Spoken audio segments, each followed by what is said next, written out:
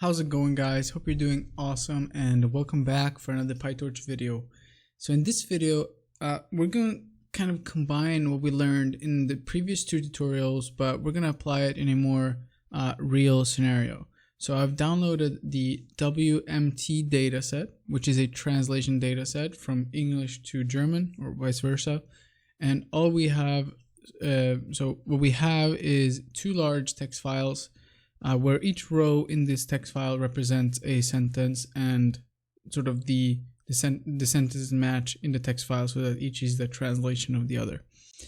And so what we want to do is we want to convert these text files into something we can send to Torchtext, which can then be sent to our model. So as usual, we're going to start with the import spacey import pandas as PD, and then we're going to do from torchtext.data import field bucket iterator and tabular dataset, and also from sklearn.model selection import train test split. So first of all, we need to read the text file, right? So we can do English text is open, and the text file was train wmt english.txt, and then we can do encoding equals utf8, and then we can do dot read and then dot split, and let's split it with a new line. So now we will have sort of each sentence in a list, and then we can do the same German txt, and let's just change this to German. Now we're going to utilize pandas. So first we're going to do raw data, we're going to do a dictionary, we're going to do English, and then we're going to do a list line for line in English txt. And let's not take all of the, so it's not too large. Let's say we just take the first 1,000 ones, and then let's do German, and same thing, let's do line for line in German txt, and then 1 to 1,000. And then we're gonna create a pandas data frame. So we'll do data frame pd.data frame, and we're going to do raw data, and then the columns will be English and German like this. Right, so now what's great when we have it in this panda data frame is we can use the sklearn train test split to split the data into a training and a test set.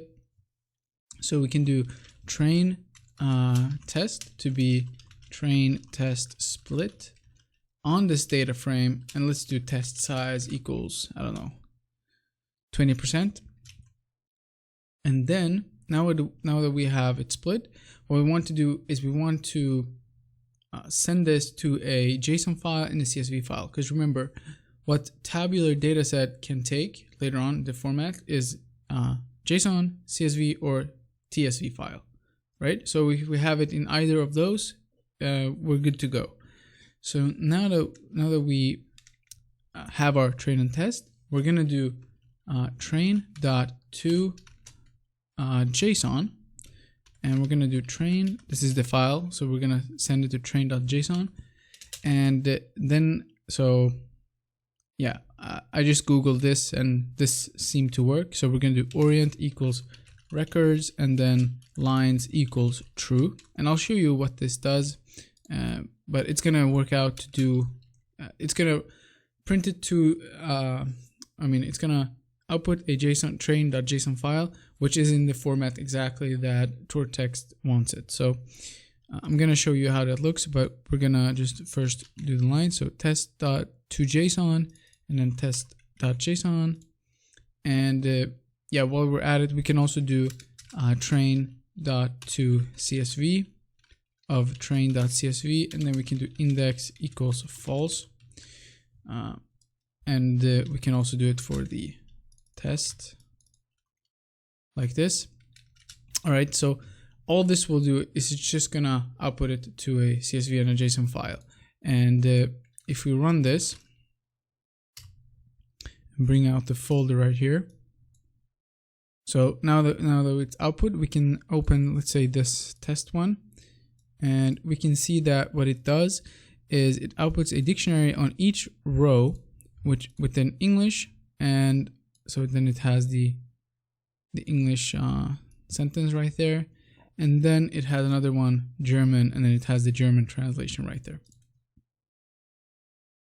So that's sort of what this does. And so now, sort of, if you watch the first two tutorials, we're back to the point where we have the JSON file or the CSV file, whichever we prefer, and now we can just use the standard ones of creating a tokenizer, creating the field, the tabular data set.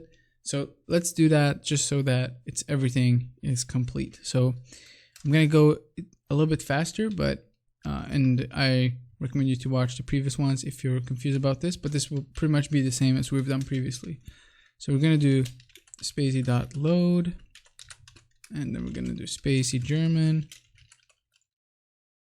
like this, and then we're gonna define tokenize of some text, and the English one.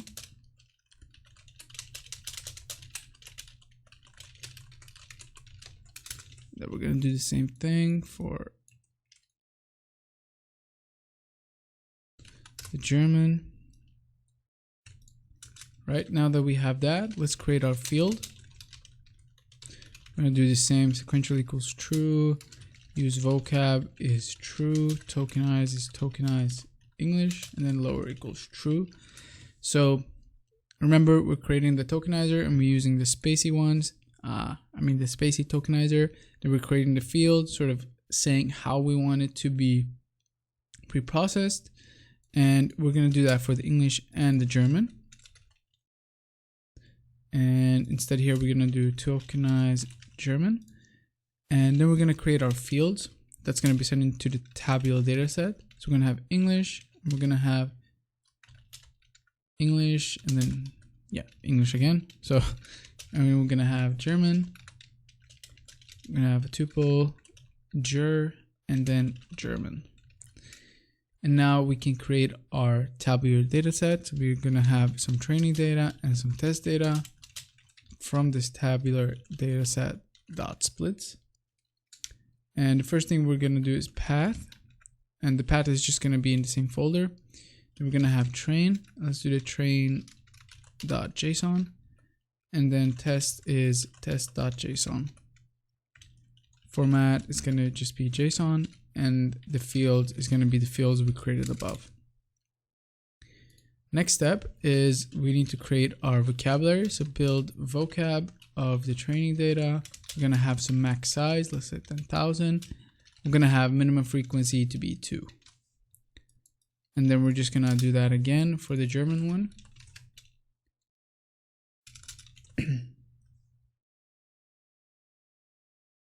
And then we want to have the iterators. We're gonna train iterator, test iterator to be from bucket iterator dot splits, and then we're gonna have tuple, train data, test data, batch size, let's say 32, and then device is gonna be just CUDA. CUDA is fine. And then for batch in train iterator, we're gonna do print batch. Right? So this would create this would first create the JSON and CSV files. Then we're back to the point where we were in the previous tutorials, and we're doing pretty much the same thing. We're doing the tokenizer, creating the fields, the tabular data set, we're building the vocabulary, and then lastly the iterator. And then we have the batch, and this is what we would then send to the model, which we haven't created, but the point is just to sort of learn up to that point what Torchtext can do for us. So if we run this, so we can now see that we have the dot English and the dot German, And we can see here that we have a mini batch of 32, and each sentence here was 58 in length, and the so everything padded was 58, and everything padded to the translation was 64. Here it was kind of the opposite. The English was longer than the German.